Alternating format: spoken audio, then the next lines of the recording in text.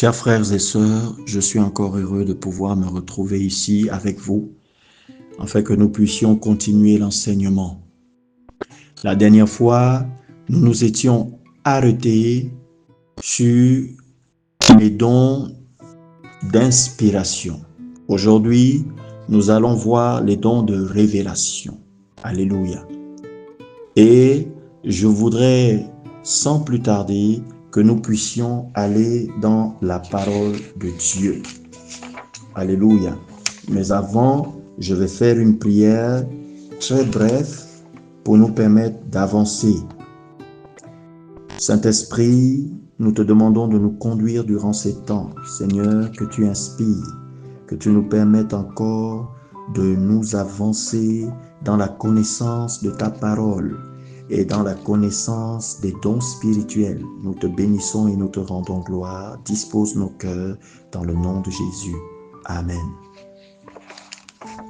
Nous avions parlé la dernière fois des dons d'inspiration et nous avions terminé avec cette partie. Aujourd'hui, nous allons parler des dons de révélation. Et dans les dons de révélation, il est important que nous comprenions que les dons de révélation, tout comme les dons d'inspiration, sont une famille et que dans cette famille, il y a trois dons principalement qui font la famille des dons de révélation. C'est donc la parole de connaissance, la parole de sagesse et le discernement des esprits. Alléluia. Et nous allons commencer par la parole de connaissance. Alléluia.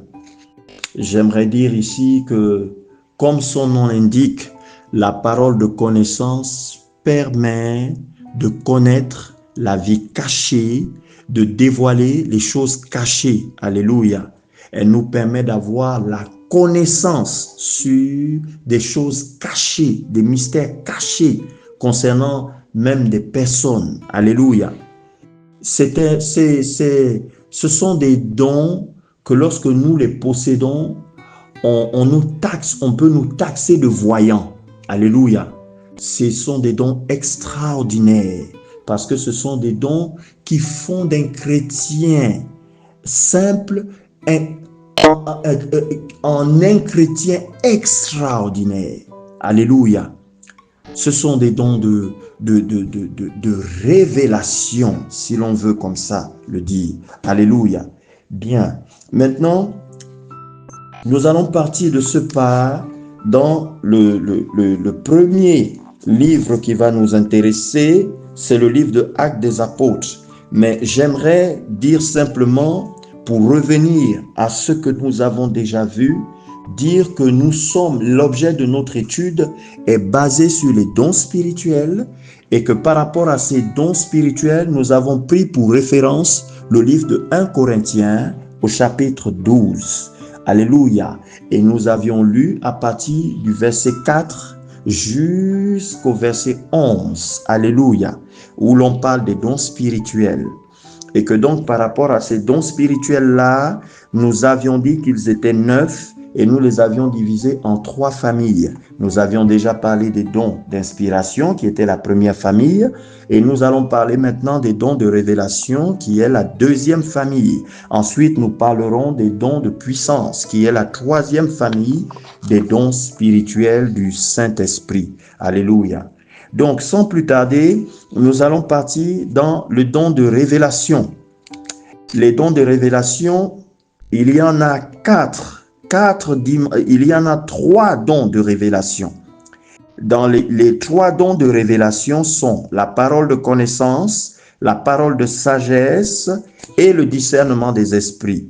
Et dans la parole de connaissance, il y a 4 dimensions de la parole de connaissance. Il y a la parole de connaissance dans le songe, la parole de connaissance sous l'intuition, la parole de connaissance dans la vision et la parole de connaissance audible. Alléluia. Dans la parole de connaissance dans le songe, les références bibliques que nous avons sont Actes, le chapitre 8, verset 26. Alléluia. Nous lisons le verset 26. Tout le long du verset 26, il est question de l'histoire de l'eunuque, je pense. Alléluia. Je vais aller rapidement dans Actes, le chapitre 8, verset 26. Alléluia. Effectivement, il s'agit de Philippe et l'eunuque. C'est l'histoire de Philippe. Philippe était endormi et il a vu en songe un ange qui lui a demandé d'aller sur le chemin, d'aller du côté de Jérusalem sur le chemin qui amène à Gaza et sur le chemin qui va à Gaza, et que sur ce chemin, il devait rencontrer quelqu'un. Alléluia. Et donc, lui, il est parti, il s'est mis là-bas et il y a l'eunuque qui est arrivé. L'eunuque lisait le livre d'Ésaïe et ensuite, effectivement, Philippe est allé vers lui et après, Philippe lui a parlé de Jésus et l'eunuque s'est converti, a été baptisé. Alléluia. Donc, ce qui nous intéresse dans ce passage, c'est le fait que Philippe était endormi. Et pendant qu'il était endormi, il a eu un songe. Et dans ce songe, il a vu un ange qui est venu parler à Philippe et qui a demandé à Philippe de se lever et de partir. Alléluia. Donc, ce qui s'est manifesté là, c'est le don de la parole de connaissance dans le songe. C'est un don très répandu au milieu des chrétiens parce que la majorité des chrétiens, Dieu leur parle dans le songe pendant qu'ils sont endormis. Alléluia. Mais nous devons comprendre que lorsque ce don est posé sur nous, le don de la parole de connaissance, ce don-là fait de nous des personnes un peu particulières. Alléluia. Parce que ce sont des dons qui travaillent au niveau de la révélation. Les dons, ces dons de révélation, ce sont des dons qui nous révèlent des choses. Alléluia. L'Église a tellement besoin de ces dons-là pour pouvoir travailler. L'Église, les chrétiens ont besoin de ces dons-là pour pouvoir marcher avec le Seigneur. Et donc, dans ce passage-là, Philippe a manifesté le don de la parole de connaissance dans le songe. Nous avons aussi d'autres références. Alléluia. Parce qu'il faudrait que je puisse dire à tout le monde que les dons de révélation sont très, très élevés au niveau des personnes qui ont l'appel prophétique. Alléluia. Ceux qui sont appelés au ministère prophétique. J'entends par là les prophètes. Alléluia. Ceux qui sont prophètes ont besoin de ces dons-là. Et ces dons-là sont très, très puissants au niveau des prophètes. Alléluia. C'est pour cela que je donne certaines références. Vous pourrez aller les lire dans le livre de Genèse, le chapitre 33, à partir du verset 5 à 8. Il s'agit de Joseph qui était un grand prophète, et Joseph a reçu un songe. Il s'agit d'un songe que Joseph reçoit où il est avec ses frères et il va expliquer à ses frères le songe. Et les frères vont comprendre tout de suite que le songe est en train d'expliquer que eux ils seront soumis à Joseph. Ils ne vont pas apprécier cela. Alléluia. La leçon que l'on peut tirer de cette histoire de Joseph, c'est que lorsque nous avons le don de la parole de connaissance dans le songe, il faut faire attention à qui nous parlons des songes que nous recevons du Seigneur. Nous devons faire attention. Nous ne devons pas raconter les songes que Dieu nous donne par le don à n'importe qui et n'importe comment. Alléluia. Parce que cela peut aussi susciter de la jalousie ou bien même nous porter préjudice ou bien même empêcher certaines choses de se réaliser. Généralement, quand Dieu vient nous parler par la parole de connaissance dans le songe, c'est généralement pour nous annoncer des choses à venir ou pour nous prévenir de certains dangers ou pour nous alerter sur certaines situations. Donc nous devons faire attention aux personnes avec qui nous racontons nos songes. Alléluia. Maintenant, il y a d'autres versets, un autre chapitre que j'ai énuméré ici, je vais vous le donner. C'est dans le livre de Genèse, toujours, Genèse 41, à partir du verset 14, de 14 à 39. Vous voyez, il s'agit ici de Joseph qui était en prison et qui a été appelé par Pharaon. Il devait donc interpréter le songe, le rêve de Pharaon, autant pour moi. Et donc, le passage ici nous permet de comprendre que lorsqu'on a le don de la parole de connaissance dans le songe, on a aussi la capacité, le Saint-Esprit peut nous faire la grâce d'avoir la capacité d'interpréter les rêves. Alléluia. Donc ça, c'est très important. Donc là, c'est la parole de connaissance dans le songe. C'est la première dimension de la parole de connaissance. Ensuite, nous avons la deuxième dimension de la parole de connaissance. Alléluia. La deuxième dimension de la parole de connaissance, c'est la parole de connaissance sous l'intuition. Alléluia. Généralement, les chrétiens ont cela. Alléluia. Généralement, les chrétiens ont cela. C'est-à-dire que l'Esprit de Dieu vous donne le don qui permet d'entendre la voix de l'Esprit, mais sous l'intuition. Alléluia. Des fois, c'est quand nous sommes endormis, le Seigneur va nous réveiller et puis, sous l'intuition, le Seigneur va nous demander d'aller faire quelque chose. Par exemple, il va nous dire, tu vas te réveiller et puis, il y a la voix que tu entends dans ton cœur qui te dit, va prier. Alléluia. Et puis, tu te demandes, mais est-ce que c'est moi ou bien ça vient de moi ou... Voilà, ça c'est le don de la parole de connaissance sous l'intuition. Alléluia. Et des fois, ce don-là se manifeste même dans notre milieu professionnel. Il se manifeste un peu partout avec nous. Mais le don de la parole de connaissance sous l'intuition va plus loin. Alléluia. Le Seigneur est capable sous l'intuition de te parler de la vie de quelqu'un. Alléluia. Tu entends la voix qui te dit ce qu'est la personne. Alléluia. Et toi, tu répètes ce que le Seigneur te dit de dire à la personne. Alléluia. Ça, c'est la parole de connaissance qui fait ça. Je disais, lorsque je parlais des dons d'inspiration et lorsqu'on avait touché le point de la prophétie, je disais que la prophétie, c'était Dieu qui rentrait dans l'être humain et qui parlait directement par l'être humain. Eh bien, la parole de connaissance sous l'intuition, c'est le Seigneur qui s'adresse à nous et nous répétons ce que Dieu nous dit de dire. C'est pourquoi vous verrez certains pasteurs, certains hommes de Dieu, ils peuvent être là lorsqu'ils sont saisis par l'Esprit. Il va dire, le Saint-Esprit me dit de dire à tel que tu es comme ça, voilà. Ou bien il parle à quelqu'un et puis il dit, le Saint-Esprit me dit de te dire que voilà, le Seigneur me dit que ça. Alléluia. Ce don qui se manifeste là, c'est lui qu'on appelle le don de la parole de connaissance sous l'intuition. Alléluia. Il entend le Seigneur parler dans son cœur et il va faire quoi? Il va dire ce que l'Esprit lui dit à l'instant T. C'est la parole de connaissance. Ce n'est pas la prophétie. La prophétie, c'est le style direct. Il est conjugué à la première personne du singulier. La parole de connaissance, c'est le style indirect. C'est à la troisième personne du singulier. Il me demande de te dire. Il dit. Alléluia. La prophétie, c'est je. Alléluia.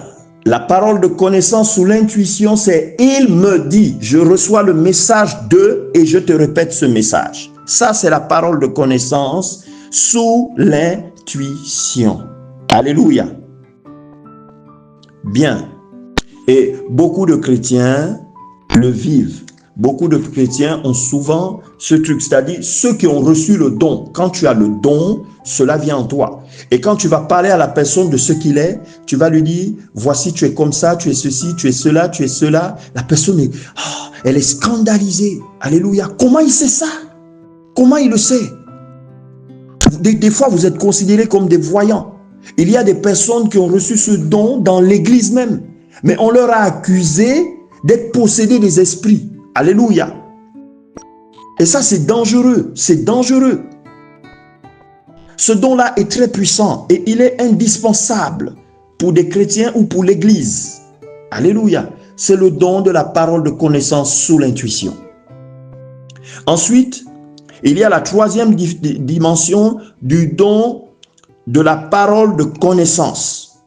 Nous avons le don de la parole de connaissance dans la vision. Vous pouvez prendre des références. Nous avons Actes, le chapitre 10, à partir du verset 9 à 16. Alléluia. Là, il s'agit de l'histoire de Pierre. Alléluia. Actes chapitre 10, nous allons regarder ça ensemble. Actes chapitre 10, verset 9. Le lendemain, comme il était en route et qu'il approchait de la ville, Pierre monta sur le toit vers la 6e heure pour prier. Alléluia. Il s'agit donc de l'histoire de Pierre avec Corneille. Alléluia. Donc Pierre était là et il était en train de prier. J'aimerais dire que la parole de connaissance sous la vision se passe sous une dimension bien précise. Avec Pierre, c'est ce qui s'est produit.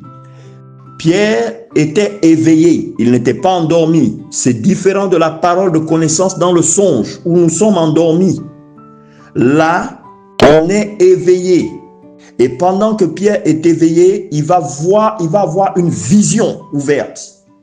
Et pendant qu'il a la vision, Dieu va lui dire, voici, il va voir les animaux et tout ça, et puis Dieu va dire, tue et mange. Il dit non, c'est impur. Et Dieu va dire, ne déclare pas impur ce que moi j'ai déclaré pur. Voilà, ainsi de suite. Donc nous connaissons l'histoire. À la fin, Corneille a été baptisé du Saint-Esprit. Alléluia. Donc ça, la vision que Pierre a eu là, ça s'appelle, le don là, c'est la parole de connaissance dans la vision. Alléluia. C'est la 3e dimension de la parole de connaissance. Donc, souvent, ça peut arriver. Alléluia. Ça peut arriver. Je connais un serviteur de Dieu qui a reçu quelque chose comme ça. Il était assis entre le sommeil et la réalité, comme s'il somnolait. Et là, paf, il a eu un songe. Et dans le songe, il a vu quelque chose qui devait se produire dans sa vie, mais 10 ans plus tard, c'est là qu'il a réalisé la vision en question. Elle s'est réalisée chez lui 10 ans plus tard. Alléluia. Et je me suis souvenu de ça, parce que le jour où lui et moi, on s'est rencontrés une seconde fois, et qu'il était dans cette dimension-là, je lui ai dit, tu te souviens, tu m'avais parlé de ça. Tu avais eu une vision comme ça. Alléluia. Donc, ça peut arriver. En tant qu'enfant du Seigneur, si vous avez ce don, le don en question vient sous forme de vision. Vous avez la vision, c'est comme ce que Pierre a vécu. C'est une vision. Vous êtes éveillé. Alléluia. Et pour certains, ils sont entre le rêve et comme s'ils somnolaient, où ils étaient dans la réalité. Et paf, ils voient. Alléluia. C'est la vision. Amen. Donc Pierre a eu cette vision-là. Alléluia. Et vous avez quelqu'un d'autre aussi qui a eu aussi une vision. C'est Jean. Alléluia. Sur l'île de Patmos. Il était éveillé et il a eu la vision de l'Apocalypse. Ça, c'est la parole de connaissance sous la vision, dans la vision. Alléluia. C'est la 3e dimension. Ensuite, nous avons la parole de connaissance audible. Alléluia. Vous prenez la référence pour la parole de connaissance audible, Actes chapitre 9, versets 3 à 7. Alléluia. Paul est en chemin pour aller à Damas. Pendant qu'il s'en va pour aller s'occuper des chrétiens, il a dit, moi je vais en finir avec eux. Et pendant qu'il est sur le chemin pour aller rencontrer les chrétiens, une lumière arrive sur Paul.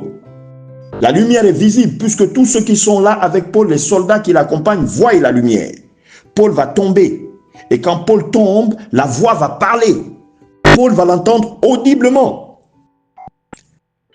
Mais la puissance de l'esprit est si grande que le don va être audible pour Paul. Paul va entendre le Seigneur s'adresser à lui audiblement. Et son esprit va se soumettre à Jésus à l'instant précis. Il va appeler Jésus Seigneur. Lui qui ne croyait pas, il va appeler Jésus Seigneur. Alléluia. Et Jésus va parler à tel point que même les soldats qui étaient là vont se mettre à entendre la voix du Seigneur. Ça, c'est la parole de connaissance audible. Il nous arrive souvent, nous, en tant que chrétiens, ceux qui ont reçu le don de vivre ces choses-là. Alléluia. J'aimerais rappeler que tous les dons dont je suis en train de parler là, ce sont les dons spirituels du Saint-Esprit. Lorsque quelqu'un manifeste l'un de ses dons, parce que la Bible dit qu'il a donné à chacun, à certains d'être ceci, d'avoir tel don, d'avoir tel don. Lorsque quelqu'un manifeste un de ses dons, il est baptisé du Saint-Esprit, s'il vous plaît. Ce n'est pas forcément parce que vous ne parlez pas en langue que vous n'avez pas reçu le baptême du Saint-Esprit. Le baptême du Saint-Esprit, c'est lorsque vous manifestez l'un des 9 dons spirituels. Et notamment là, nous sommes en train de parler du don de la parole de connaissance audible. Donc, si tu as reçu le don de la parole de connaissance audible, tu es baptisé du Saint-Esprit. Alors, ça nous arrive souvent. Je reviens. Quelqu'un est arrêté là et puis, vous allez le voir, il arrive vers vous et puis il dit, j'ai entendu que quelqu'un m'a appelé. Alléluia. Ça peut vous arriver. J'ai entendu, il y a quelqu'un qui m'a appelé. Vous m'avez appelé ici? Bah non, personne ne t'a jamais appelé. Alléluia. Ça peut arriver. On vous appelle une fois, on vous appelle 2 fois. Vous êtes enfant du Seigneur. Vous êtes né de nouveau. Vous avez accepté Jésus. Vous marchez avec le Seigneur. On vous appelle une fois, on vous appelle 2 fois. Vous allez vers les gens vous disent que ce n'est pas eux. Allez prier. Alléluia. C'est le don. Dieu vous parle audiblement. Alléluia. Il y en a, ça se manifeste comme ça. Pour d'autres, ils ont reçu même des manifestations encore plus grandes.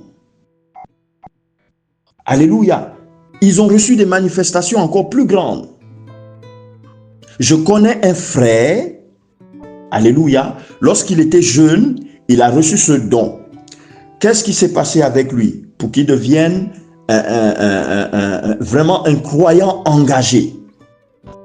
Il était dans sa chambre et il entend la voix lui dire de se lever et de partir sur un stade. Il va marcher, il est 0 heure quand il entend la voix. Il se lève, il marche, il est encore tout jeune, c'est un petit adolescent. Il s'en va et il se met sur le stade. Et en se mettant sur le stade, il sent comme une force qui tombe sur lui et il se met à parler en langue.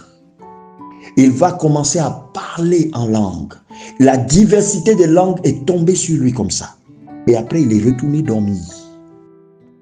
Alléluia. Oui, frère. Oui, frère. Le don s'est manifesté et le don l'a amené.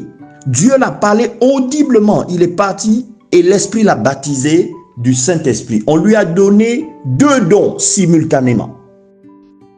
Il y a 2 dons qui se sont manifestés avec lui simultanément. Alléluia. Donc ça peut arriver, frère. Il y en a qui ont le don en eux, le don de la parole de connaissance audible. C'est la voix de Dieu qui te parle audiblement. Et dans l'Ancien Testament, beaucoup de prophètes ont vécu cela. Dieu leur parlait audiblement. Alléluia. C'est le don de la parole de connaissance audible. Alléluia.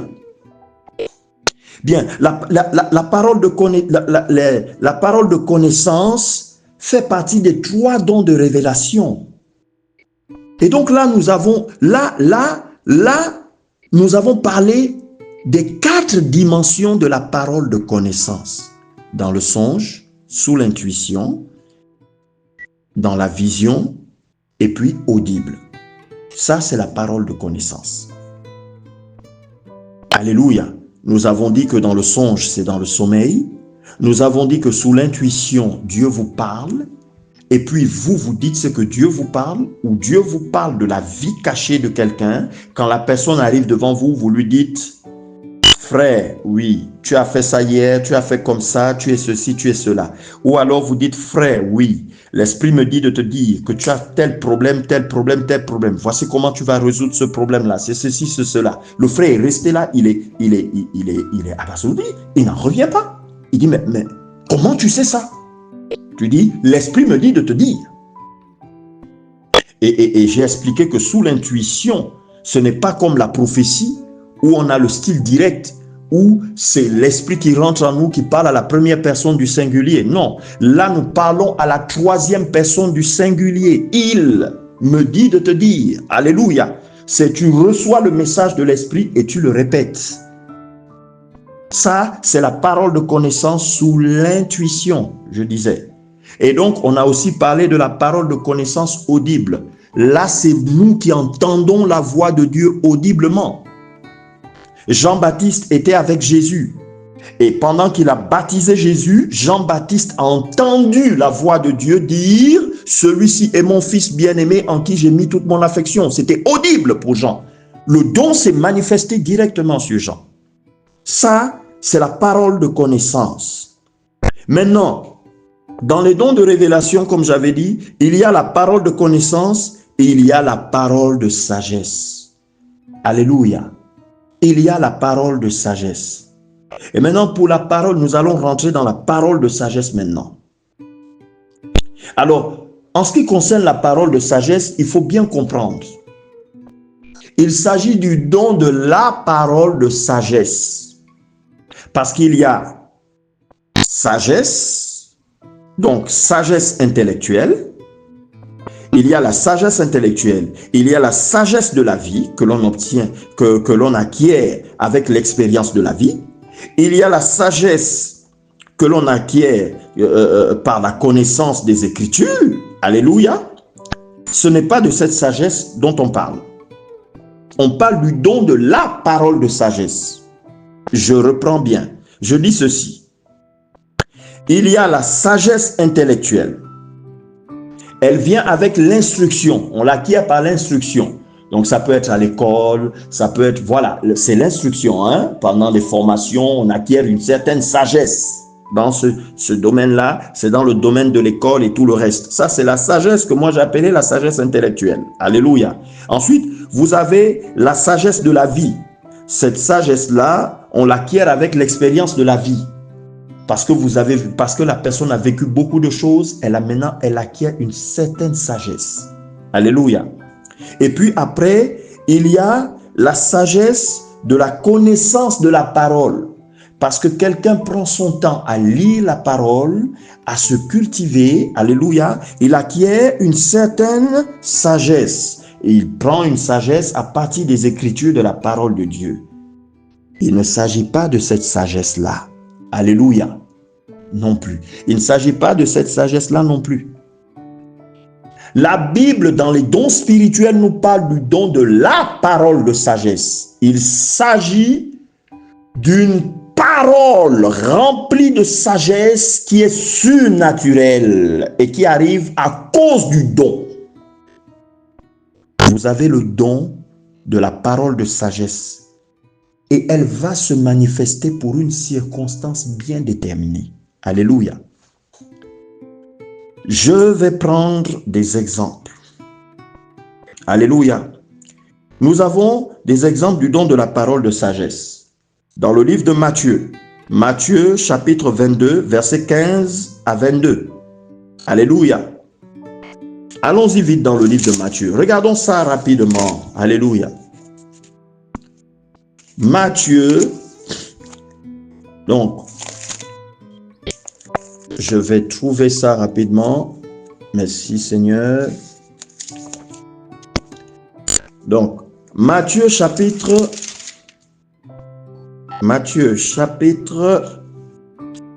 22.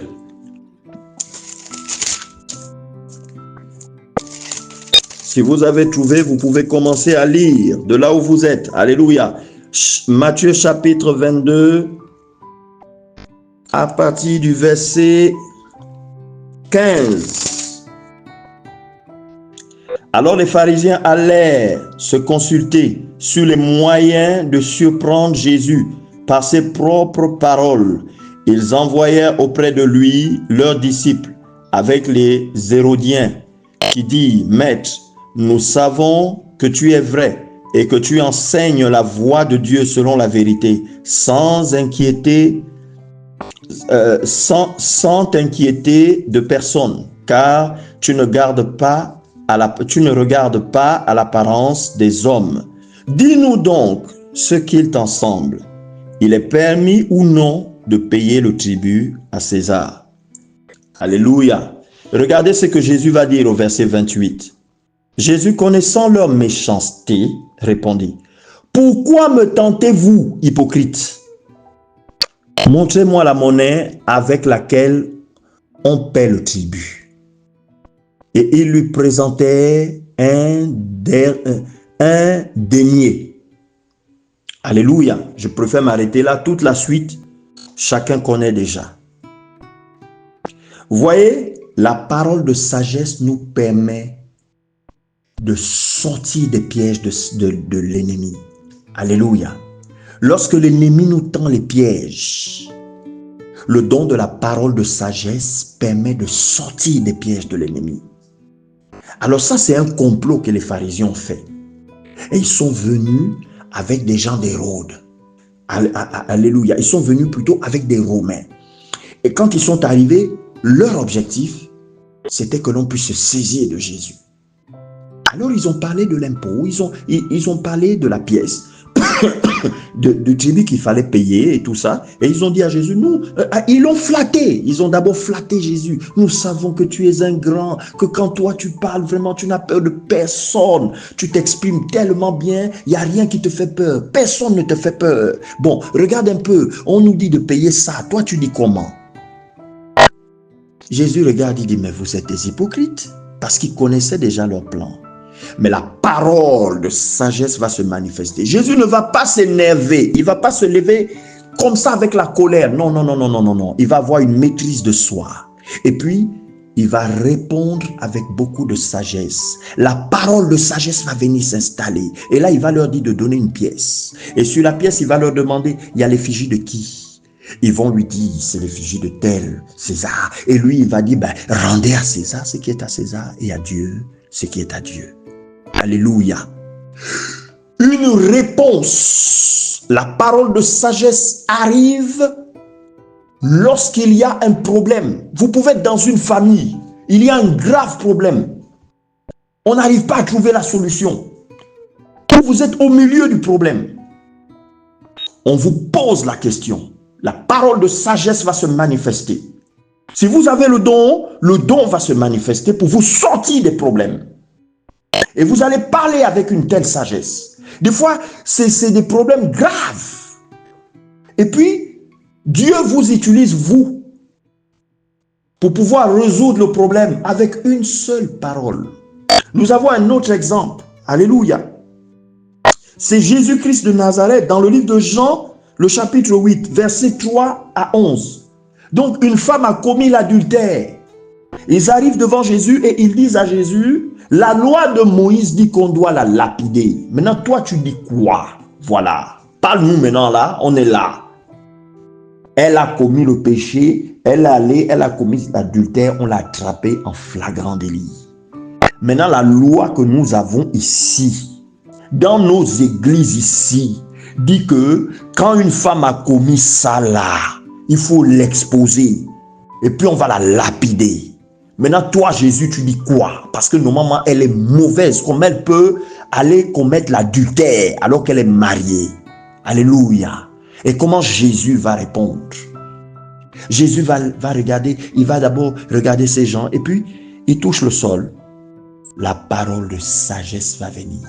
Il va dire, bon, celui parmi vous qui n'a jamais péché, que celui-là lui jette la première pierre. La Bible nous dit que leur conscience, la parole de sagesse est allée provoquer la conscience de ces personnes. Et c'est la conscience, ce sont les consciences de ces personnes-là qui se sont mises à les accuser eux-mêmes. Et ces personnes-là ont été obligées de partir. Mais qu'est-ce que Jésus dit à la femme à la fin? Mais les gars qui t'ont accusé, les messieurs qui t'ont accusé, qui ont dit qu'ils voulaient te lapider, ils sont où?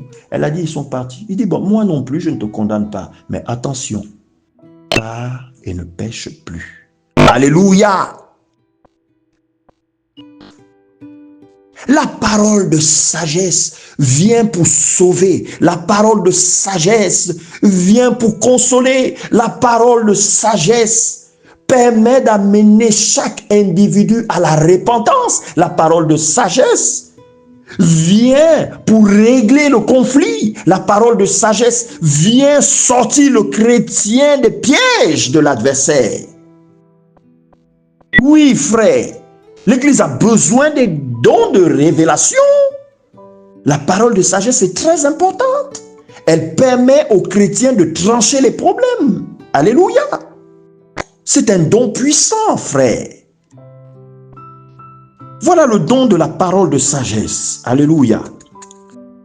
Donc, ça, c'est le deuxième don dans la famille des dons de révélation, la parole de sagesse. Ensuite, il y a le troisième don, qui est le don du discernement des esprits. Alléluia. Et il faut bien que l'on comprenne, parce que il y en a, quand ils interprètent certaines choses, ou bien ils arrivent à comprendre certaines choses, ils disent aux autres, oui, moi j'ai le don du discernement. Alléluia. Non, frère. Il y a discernement. Et il y a le don du discernement des esprits. Parce que vous avez une expérience de la vie, parce que nous avons une expérience de la vie, nous pouvons à partir de certains événements savoir que là c'est pas bon, là c'est bon.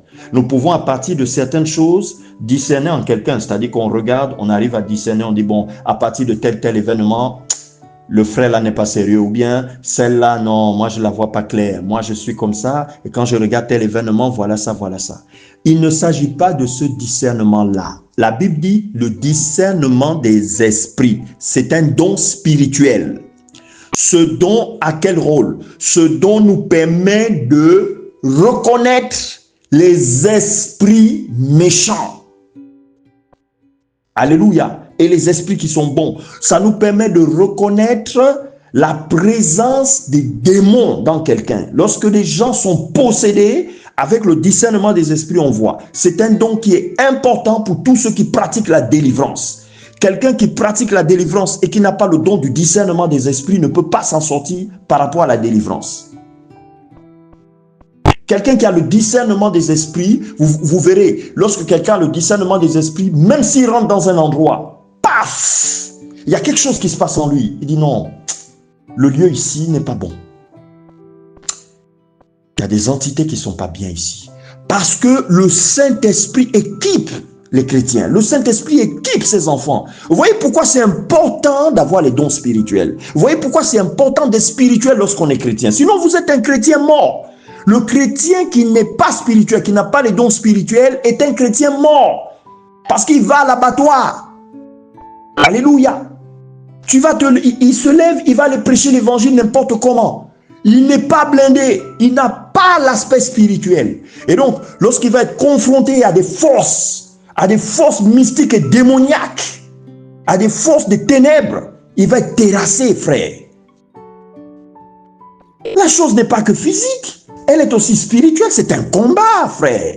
C'est pour cela que le Seigneur a dit à ses disciples, ne partez pas, attendez le Saint-Esprit, qu'il vienne sur vous, pour que vous soyez des témoins. Pour aller au front, pour aller là-bas, vous allez rencontrer toutes les catégories de personnes. Il vous faudra donc être mystique et spirituel. Et c'est le Saint-Esprit qui nous rend spirituels, avec ses dons spirituels. Alléluia.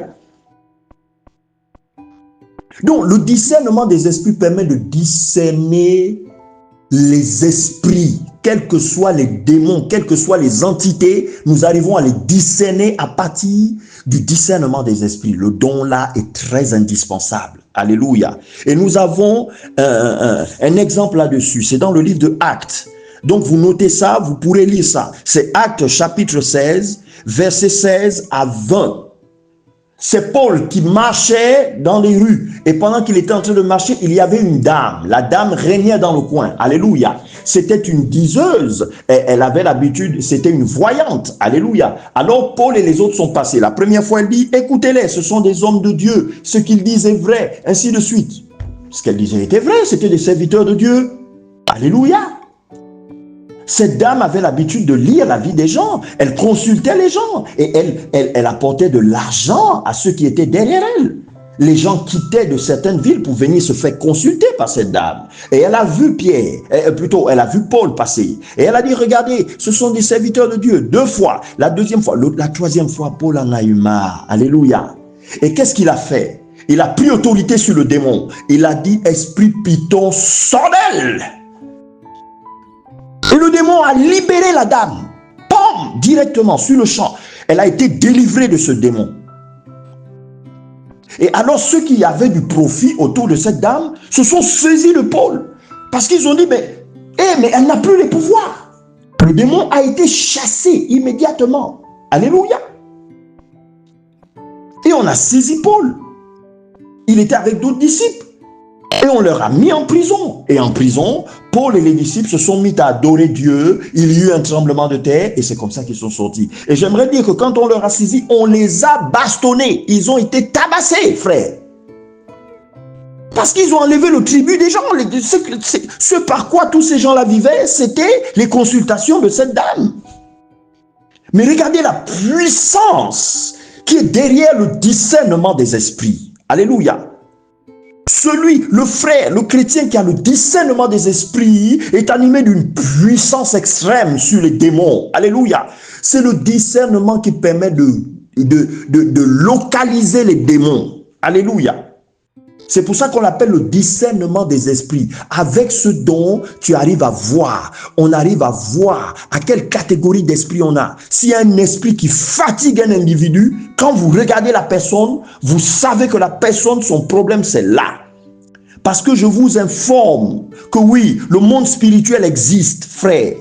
Si c'est la première fois que tu écoutes cet audio, je t'informe que le monde spirituel existe. Et il y a des problèmes que même la logique, même la science ne peut pas expliquer, qui sont d'ordre et du domaine du métaphysique, comme certains disent, ou du spirituel. Alléluia. Et dans ce domaine-là, nous avons les dons spirituels en tant que chrétiens qui nous maintiennent parce que l'Esprit de Dieu en nous, c'est la puissance de l'Esprit de Dieu, c'est la puissance de Jésus en action. Alléluia. Et donc, avec le don de la parole de connaissance, avec le don du discernement des esprits, nous pouvons chasser les démons. Paul a discerné, il a pris autorité, et le démon est sorti. Il a appelé l'entité par son nom, démon Python. Il l'a chassé et le démon est parti. C'est ça, le discernement des esprits. Il vous permettra, lorsque vous arrivez dans des endroits, si des gens ont préparé des choses sur vous, quand vous arrivez, vous ressentez ces choses-là. Si quelqu'un a préparé des choses spirituelles sur vous, vous ressentez ça. Alléluia. C'est un don formidable. Je bénis beaucoup le Seigneur pour cette parole. Alléluia. Nous en avons fini pour aujourd'hui. Alléluia. Nous allons continuer l'enseignement. Donc, nous retenons. Aujourd'hui, nous avons parlé des dons de révélation. Nous retenons que les dons de révélation sont constitués de 3 grands dons. La parole de connaissance, la parole de sagesse et le discernement des esprits. Alléluia. Ce sont des dons formidables. Ils font de nous des chrétiens extraordinaires. Alléluia. En ce sens que ces dons-là nous permettent d'exposer la vie cachée. Elles dévoilent tout. Ces dons-là dévoilent tout. Ils dévoilent tout ce qu'il y a de caché. Alléluia. Mais ces dons ne font pas que ça. Ils nous donnent de l'autorité et de la puissance sur les démons. Alléluia. Je bénis le Seigneur pour ces temps. Maintenant, je vais prier pour la fin de cette partie. Parce que nous allons continuer ensuite. Alléluia. Seigneur, je prie que toutes les personnes qui ont écouté maintenant, Seigneur mon Dieu, mon roi, cette partie, Seigneur, concernant les dons de révélation, Père, je prie, mon Dieu, mon roi, que ceux qui en ont besoin en tant que chrétiens, tu puisses les distribuer maintenant de là où ils sont, pendant qu'ils sont en train d'écouter cette prière que je suis en train de faire. Saint-Esprit, visite-les, je t'en prie, remplis-les, Seigneur, équipe chacun de tes enfants, Père éternel, de ces dons. Et s'il y en a qui avaient des problèmes à cause de certaines choses chez eux, je prie maintenant, Seigneur, que Père, tu puisses libérer chacun, Seigneur, et que ta grâce et ta puissance se répandent. Je prends autorité contre toute entité, quelle que soit l'entité, quel que soit le mal que chacun puisse a chez lui. Seigneur, je prie que tu puisses, Seigneur, apporter la grâce et la paix. La paix soit avec vous, frères et sœurs. Nous allons continuer la dernière partie qui consiste maintenant, qui consistera à parler des dons de puissance. Que le Seigneur vous garde et qu'il soit avec vous. Dans le nom de Jésus, que son Saint-Esprit demeure dans vos maisons. Au nom de Jésus.